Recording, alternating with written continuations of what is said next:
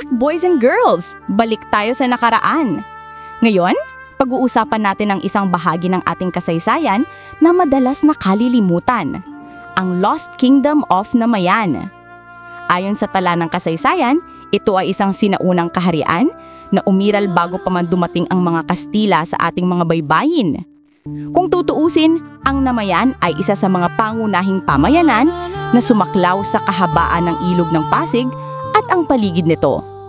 Sakop nito ang kasalukuyang Mandaluyong, Makati at ilang bahagi ng Pasig. Ayon sa mga dokumento ng mga praile at sinaunang tala ng misyonero, ang Namayan ay umiiral noong ika-14 hanggang ika-16 na siglo. Ang pinuno o dato nito ay may kapangyarihan sa politika at ekonomiya ng kanyang nasasakupan. Isa sa mga kapansin-pansin na aspeto ng Namayan ay ang organisadong lipunan. Ayon sa tala, ang mga tao dito ay bihasa sa agrikultura at pamimista at may sistema ng tributo kung saan ang bawat barangay ay nagbibigay ng bahagi ng ani sa kanilang dato. Ipinapakita nito na mayroon silang maagang anyo ng pamahalaan bago pa man dumating ang mga dayuhan. Hindi lamang sa politika at ekonomiya kilala ang Namayan.